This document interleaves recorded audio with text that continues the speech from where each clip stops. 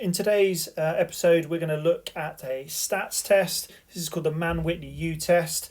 This is for the OCR A-level geography specification, and specifically it's important for using perhaps in your independent project, your non-examined assessment, your NEA.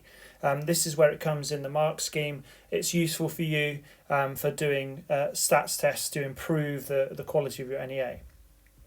So why would we use it and what are the rules in using it? So the first thing we need to know is I'm going to use a Mann-Whitney U test if I'm looking for differences in two separate data sets.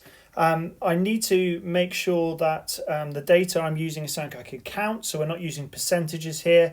If I was going and counting people walking down a street, that is something I can tally and count, and therefore I can use that in a Mann-Whitney test. The other thing I need to know is I need at least 5 values to be able to do it, and I can't have any more than 20. If I don't do that, it's not possible to get a significant result. So I'm going to do a hypothetical test to show you how it works.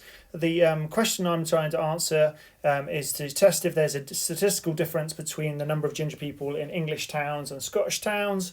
As a ginger myself, this is something that I think is very, very worthy of taking data on and seeing if there's an actual pattern. So the way I would start it is with a null hypothesis, something that we can prove or disprove. And the null hypothesis is obviously that there is no significant difference between the number of ginger people in English and Scottish towns.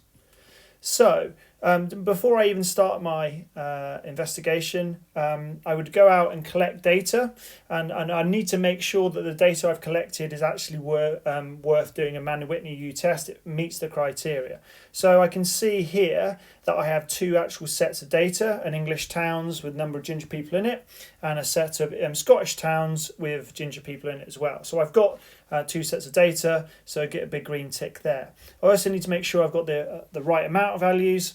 I said it has to be more than 5 and less than 20, and I've got 8 in English and 8 in Scottish, so I've again got the right amount of data to be able to take it. It's all counted data. I've counted the number of people, so I can also take that. What I then do is I make sure that these columns are given something that I can use later on. So the English column towns are going to be X and the Scottish towns are going to be Y. You'll see why that is important later on when we add it to the formula. So once I've actually gone out and collected my data in all these different towns, then what I have to do is I rank all the bits of data from order of highest to lowest. So I can see that 185 ginger people in one town was the highest amount I found, so that's number rank 1, and then 175 is 2, and so on and so on and so on until I've ranked all of the bits of data. What I might find sometimes is that 2 of the values are actually the same, and I need to actually be able to combat that. So when I've done this, I've actually found that 109 comes up twice, and those were the 7th and would have been the 8th ranked bit of data. So what I do then, because they're both the same, I get the fact that it would be 7th and 8th, and I go between those 2 ranks. So halfway between 7 and 8 would be 7.5. If it was the 14th and the 15th ranked bit of data, then that would be between those 2, it would be 14.5 for both of them. And I can do that as many times as possible. Obviously, I need to be careful when moving on to the next ranking, because we've used in this example the 7th and the 8th, then the next actual rank is the 9th one. So I need to just be careful when I'm ranking to make sure there's no errors there.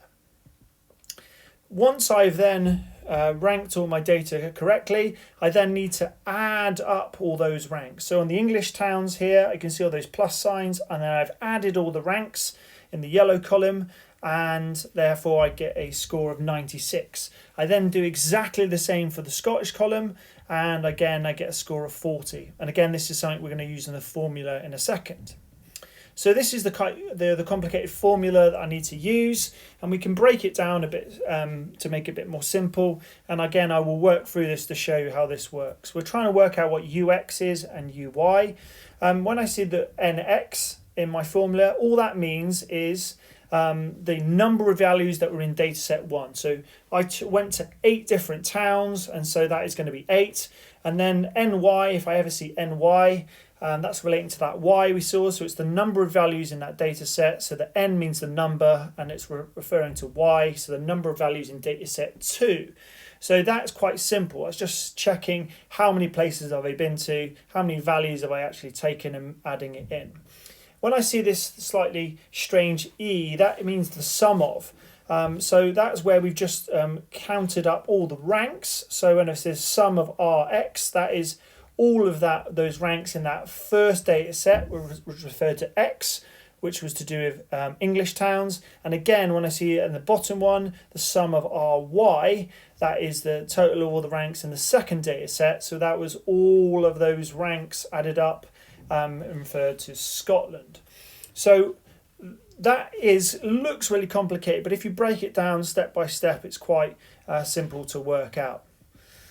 So then, therefore, I would add this up. So because we took 8 bits of data in both of the columns, it's 8 times 8. And then, again, those bits are used in there.